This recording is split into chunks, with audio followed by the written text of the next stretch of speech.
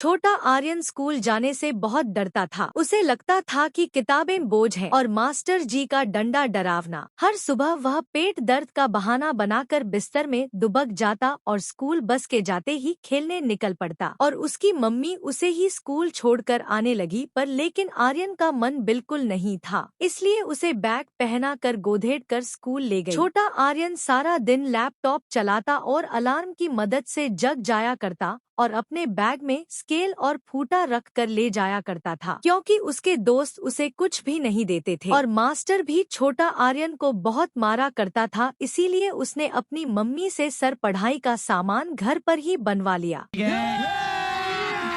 अभी मजा आएगा ना भिड़ो। सबसे पहले वह अपनी मम्मी पर लाल और हरे कलर की मिट्टी से कैलकुलेटर बनवाया। वहाँ एक नंबर का गधा था, उसे बिल्कुल भी कुछ नहीं आता था, इसलिए सारे बच्चे उससे नहीं बोलते थे और पेन की मदद से कैलकुलेटर पर प्लस माइनस के चिन्ह लगवा कर लाया अपने मास्टर जी से, क्योंकि इस बारी पेपर को पढ़ कर रख देगा और उसके गाँव में कोई भी अच्छा मास्टर नहीं था, इसलिए वह घर पर पढ़ाई करने का निर्णय लिया। और अब हम आपको वह लैपटॉप दिखाएंगे जिसमें वह गेम खेल खेल कर फेल हो गया। यह लैपटॉप उसके नशेड़ी चाचा जी ने दिलाया ताकि उसका भतीजा आर्यन पढ़कर पेपर में पास हो जाए, लेकिन उसमें वह फ्री फायर सारा दिन खेलता था। और मैं एक अलार्म भी दिलाया ताकि आर्यन जल्दी से उठकर अपने स्कूल जाए, पर आर्यन पर कोई भी प्रभाव नहीं पड़ा, जिसके कारण उस रोज जल्दी उठना पड़ता। इसलिए उसने अपनी जिंदगी में पहली बार नुकसान किया था अपनी अलार्म घड़ी को तोड़कर। अभय लाल और हरे कलर की मिट्टी की मदद से उसकी मम्मी बनाएगी 2 बुक जिसमें वह रीडिंग और इम्पोर्टेंट नोट लिखे करेगा। अभय लाल और हरे कलर की मिट्टी की मदद से उसकी मम्मी बनाएगी 2 बुक जिसमें वह रीडिंग और इम्पोर्टेंट नोट लिखे करेगा। और जब आर्यन पढ़ाई नहीं करेगा तो उसकी मम्मी इसी नोट बुक में कंप्लेंट कर दिया करेगी। एक दिन नन्हे आर्यन को घास के हरे मैदान में एक चमकीला लाल गुब्बारा मिला। आर्यन गुब्बारे को पकड़कर दौड़ने लगा तो उसे एक बड़ा सा हरा मेंढक दिखा जो टरटर कर रहा था। आर्यन ने मेंढक को अपना गुब्बारा दिखाया, तभी गुब्बारा उड़कर एक ऊंचे हरे पेड़ पर अटक गया जहां बहुत सारे लाल सेब लगे थे। आर्यन उदास हो गया, पर तभी एक हरी चिड़िया ने अपनी चोंच से धागा पकड़ा और गुब्बारा वापस आर्यन को दे दिया। अब आर्यन के पास लाल गुब्बारा था और चेहरे पर हरी भरी मुस्कान। आर्य की मम्मी इस पेंसिल को बना रही है। इससे पहले आर्य पर बहुत अच्छी पेंसिल थी और वह पेंसिल जादुई पेंसिल थी। तो बच्चों, क्या आपको मैं आर्य की पेंसिल की कहानी सुनाऊं? तो ठीक है, हाँ, आर्य और उसकी जादुई पीली मिट्टी की कहानी है।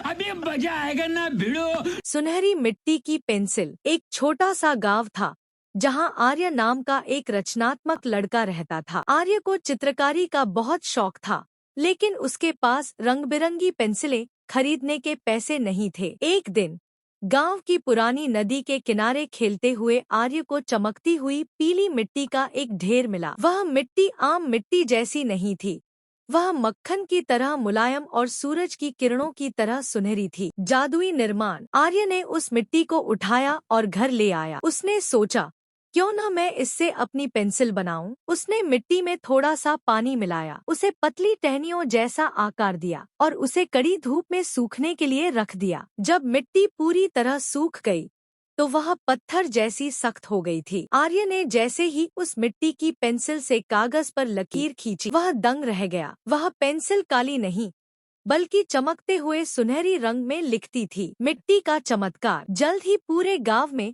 आर्य की इन खास पेंसिलों की चर्चा होने लगी। लेकिन इस मिट्टी में एक और जादू था। अगर कोई झूठ लिखने की कोशिश करता तो पेंसिल टूट जाती। अगर कोई नफरत भरी बात लिखता तो मिट्टी का रंग फीका पड़ जाता। लेकिन जब कोई सच्चाई या प्यार के शब्द लिखता तो पन्ने से भीनी भीनी सौंधी खुशबू आने लगती। आर्य ने वे पेंसिलें बेची नहीं बल्कि गांव के उन बच्चों को बांट दी जो पढ़ना चाहते थे। उसने सबको सिखाया कि प्रकृति हमें सब कुछ देती है, बस उसे तराशने के लिए हमारे पास आर्य जैसा हुनर और साफ दिल होना चाहिए। आज भी उस गांव में बच्चे जब अपनी पीली मिट्टी की पेंसिल से लिखते हैं तो ऐसा लगता है मानो वे कागज पर सूरज की रोशनी बिखेर रहे हों। तो बच्चों, आर्यन बेशक पढ़ाई में अच्छा नहीं था पर लेकिन वह सच्चा और ईमानदार लड़का था। तो आप सभी को आर्यन जैसा लड़का बनना है ताकि आपको भी वे पेंसिल मिल जाए। कमेंट करके बताओ किस किस को वह पेंसिल देखनी है। मैं अगली वीडियो में उस पेंसिल को दिखाऊंगी। नन्हे आर्यन की मम्मी के हाथों में जादू था। उन्होंने मेज पर रंग बिरंगी क्ले मिट्टी फैलाई और अपनी उंगलियों से 7 महाद्वीपों को आकार देना शुरू किया। नीली क्ले से विशाल महासागर बने, जबकि हरी और भूरी मिट्टी से ऊंचे पहाड़ और घने जंगल उभर आए। आर्यन बड़े चाव से देख रहा था कि कैसे उसकी मम्मी ने कुछ ही पलों में पूरी दुनिया को मेज पर उतार दिया। जब नक्शा तैयार हुआ तो मम्मी ने आर्यन को एक छोटी सी मिट्टी की नाव दी और कहा, चलो बेटा, आज हम घर बैठे पूरी दुनिया की सैर करेंगे। तो किस किस को अपनी मम्मी के साथ आर्यन की तरह दुनिया की सैर करने का मन कर रहा है? मेरा तो बहुत मन कर रहा है कि घर बैठे ही पूरी दुनिया की सैर हो जाए और कुछ पैसे भी खर्च ना हो। चलो अब मिट्टी की मदद से एक स्केल और त्रिकोण बनाते हैं, जो आज तक किसी को नहीं पता यह किस लिए काम आता है, पर लेकिन हर एक ज्योमेट्री बॉक्स में जरूर होता है। इसीलिए आर्यन की मम्मी अपने आर्यन के लिए एक स्केल और त्रिकोण जरूर बना रही है, ताकि आर्यन को स्कूल की क्लास की बाहर न बैठना पड़े। वैसे भी आर्यन को मास्टर के डंडे से बहुत ज्यादा डर लगता है।